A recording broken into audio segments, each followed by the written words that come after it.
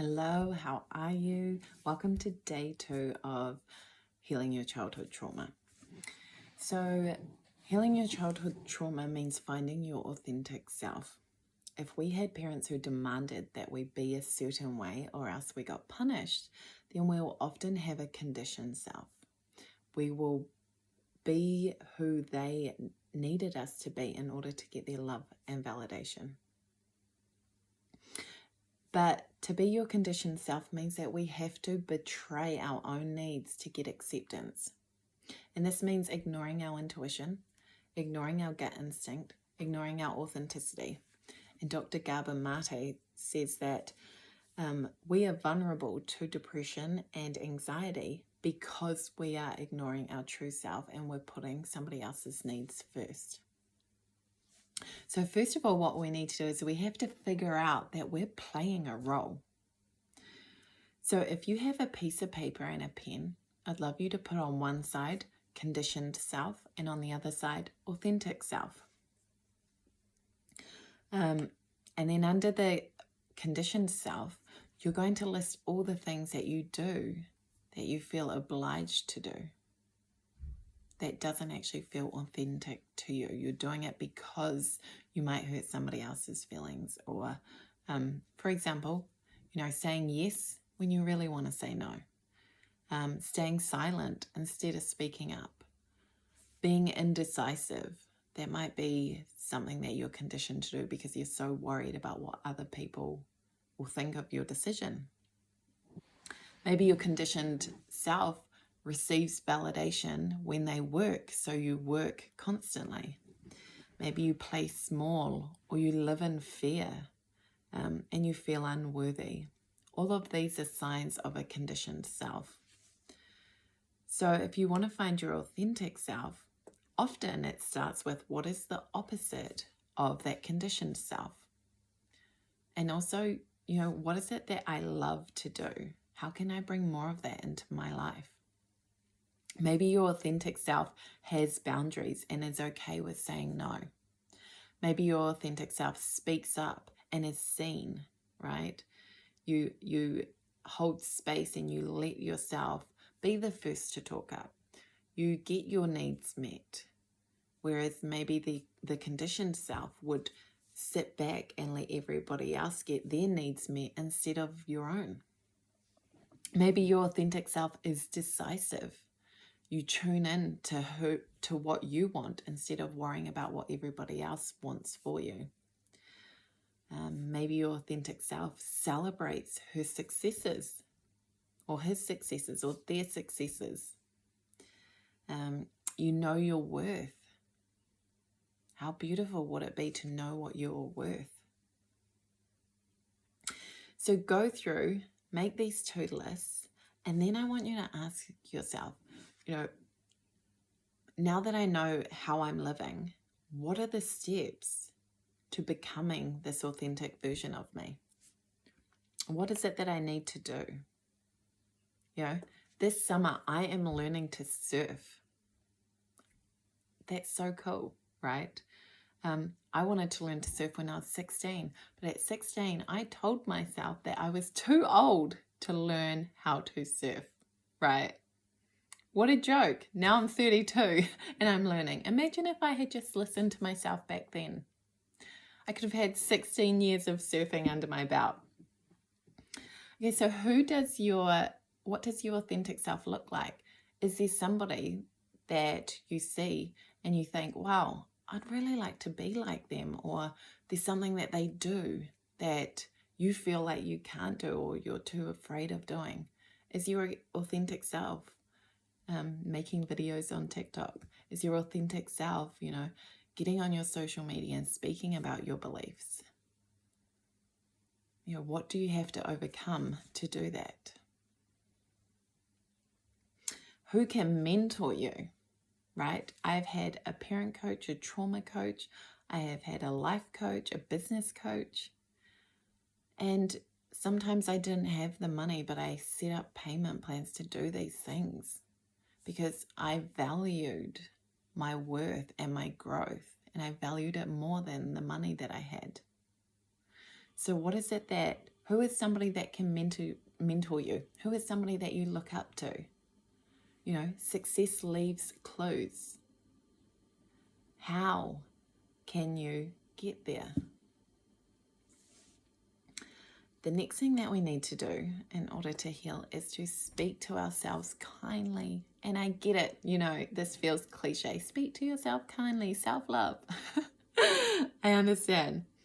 But here's the thing, right? I want you to think back to somebody who hurt you in childhood. Maybe it was a bully. Maybe it was your parents. Maybe it was a sibling. How did that make you feel? Horrible?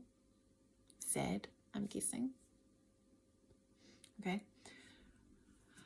But when we speak to ourselves critically and we're mean to ourselves in our head, we are re-traumatizing that 3-year-old you. You're re-traumatizing, 7-year-old you.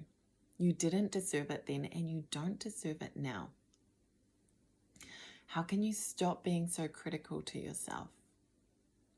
Because when we take over being mean to ourselves, it's like we're aligning ourselves with the bully that hurt us as a child. We're saying, hey, now that you're out of my life, I'm just going to take over here and I'm going to make myself feel bad. So thank you.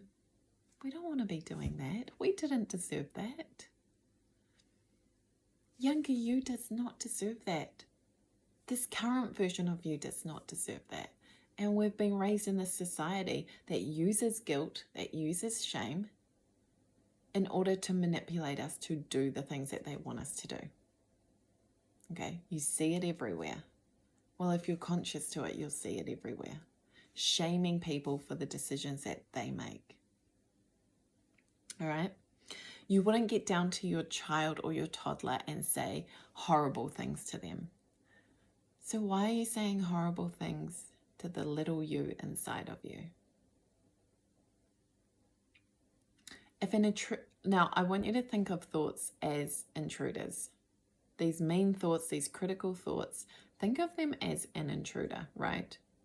If an intruder walked into your house right now, what would you do? You'd tell them to get out. You'd tell them to, stop it. You'd be firm with them. Maybe you'd even scream at them if you had to get them out, if you needed a way. So I want you to start thinking of these nasty thoughts as intruders. And when they show up, I want you to firmly but calmly say, you don't get to speak to me that way anymore. No, you're not welcome here anymore. And it's going to feel silly. Okay, it's 100% going to feel silly in the beginning. But over time, those thoughts are going to, those critical thoughts are going to be less and less because we're not putting up with them. We're not feeding into them. Because whether you know it or not, if we're critical to ourselves, we are feeding into that. We're saying, hey, it's okay for you to be here. Come back more often. We don't want that. We don't deserve that. Okay? The next thing that I want us to do, and I talked a little bit about it yesterday, is develop that self-trust. Self-trust is the epitome of healing. People who are confident have self-trust. They say they're going to do it, then they do it. Our reputation with ourselves is incredibly important. Okay, when you trust yourself, things become simple. There's no back and forth going on in your head. There's no second guessing. You decide, you do, right? I believe that self-trust is the key to happiness. If somebody says to me, I don't have confidence, I immediately know that they don't keep promises to themselves. They don't. They don't show up for themselves. They don't do the things they told themselves that they would do. And in order to do this, it's helpful to know what our deepest why is. So what is it that you want? And then what is the why behind what you want? So plenty of people come to me and they say, I want to be a better mum. But the question is why? Is it because you know you have the potential and you want to live up to it? Is it because you don't want your kids to resent you? Like maybe you resent your parents. Is it because you want your children to feel the love that you maybe never felt? What is the why behind the want?